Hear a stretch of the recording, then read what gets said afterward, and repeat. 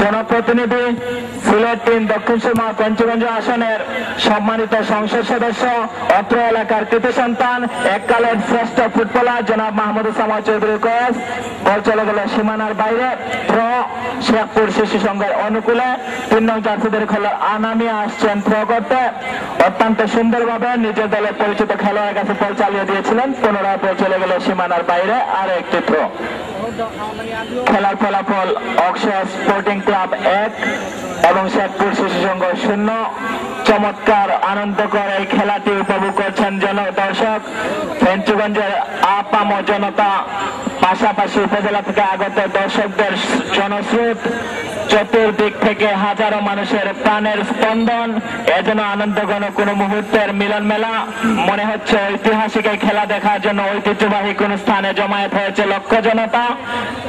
অত্যন্ত সুন্দরভাবে গোল কিক নিলেন মধ্যমাঠে বল চলে এসেছে বিদেশি খেলোয়াড় চার্লসের কাছে, কিন্তু না, সেখানে অক্ষয় স্পোর্টিং ক্লাবের একজন খেলোয়াড় বলকে নিজে নিয়ন্ত্রণে নেওয়ার চেষ্টা, কিন্তু না, তার আগে গোলরক্ষক জুয়েল, ২৩ নং জার্সিধারী খেলোয়াড় গোলরক্ষক জুয়েল নিজের নিয়ন্ত্রণে বল নিয়ে গেলেন।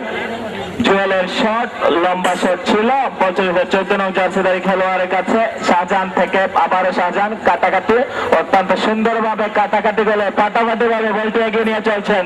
গোলবারের লক্ষ্য, কিন্তু না, অত্যন্ত সুন্দরভাবে চেষ্টা চালিয়ে যাচ্ছেন।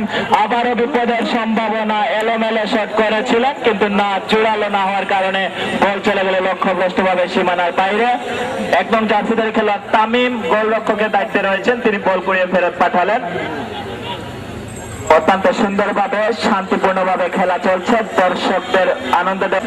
পঞ্চগঞ্জ উপজেলা পরিষদের সাবেক চেয়ারম্যান, অত্র ফুটবল পরিচালনা কমিটির সম্মানিত সভাপতি, পঞ্চগঞ্জ বাজার বণিক সমিতির বারবার নির্বাচিত সভাপতি, আমরা যে মাঠে বসে খেলা উপভোগ করতেছি ঐতিহ্যবাহী বিদ্যাপীঠ কাসিম আলী উচ্চ বিদ্যালয়ের ম্যানেজিং কমিটির সম্মানিত সভাপতি জনাব নুরুল ইসলাম সাহেব। আমরা আবারও সুন্দরভাবে কর্নার কিক নিয়েছিলেন, কিন্তু না, সেখান থেকে গোল হয়নি। ১৪ নং জার্সিধারী খেলোয়াড় আনামিয়া এবার বলে পিছন পিছন ছুটছিলেন, তাকে বল প্রতিহত করার চেষ্টা। অক্ষয় দলের ৭ নং জার্সিধারী খেলোয়াড় লিমন, যিনি যাত্রাবাড়ি ক্রিকেট অ্যাসোসিয়েশনের একজন নির্ভরযোগ্য খেলোয়াড়, লিমনের কাছ থেকে বল চলে আসছে শেখপুর শিশু সংঘের অনুকূলে। থ্রো ১৩ নং জার্সিধারী খেলোয়াড় তুহিনের পা থেকে বল চলে গেল ৩ নং জার্সিধারী খেলোয়াড় স্পোর্টিং ক্লাব ১, শেখপুর শিশু সংঘ ০। আজকের এই উপস্থিত দর্শকদেরকে মুগ্ধ করে তুলছেন, আনন্দ দিচ্ছেন। গোলরক্ষকের হাতে বল, গোলরক্ষক জুয়েল লম্বা কিক দিয়ে সামনে বল বাড়ালেন। অক্ষয় স্পোর্টিং ক্লাবের একজন খেলোয়াড় মাথা দিয়ে বল নিজের নিয়ন্ত্রণে নিলেন, সামনে বাড়ালেন অক্ষয় স্পোর্টিং ক্লাবের খেলোয়াড় ওনার একজন ১০ নম্বর জার্সিধারী খেলোয়াড়ের কাছে। বাম প্রান্ত থেকে আক্রমণে অক্ষয় স্পোর্টিং ক্লাব, বিপজ্জনক অবস্থানে বল, সেখানে বল নিয়ে কাড়াকাড়ি এবং রেফারির বাঁশি। বল সাইডলাইন অতিক্রম করে মাঠের বাইরে, পয়েন্ট অক্ষয় স্পোর্টিং ক্লাবের অনুকূলে। আপনারা জানেন খেলার ফলাফল অক্ষয় স্পোর্টিং ক্লাব ১, শেখপুর শিশু সংঘ ০। প্রথমার্ধের খেলা চলছে এবং নকআউট পদ্ধতিতে এই টুর্নামেন্ট পরিচালিত হবে।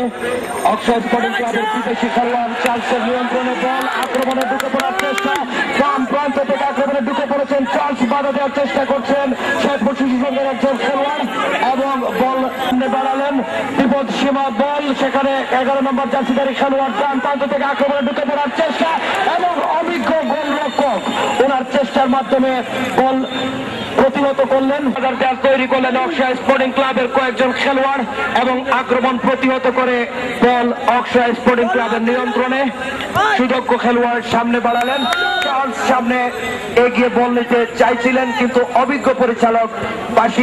অক্ষয় স্পোর্টিং ক্লাব বনাম শেখপুর শিশু সংঘের মধ্যকার খেলাটি ইতিপূর্বে অক্ষয় স্পোর্টিং ক্লাব ১-০ গোলে এগিয়ে আছে।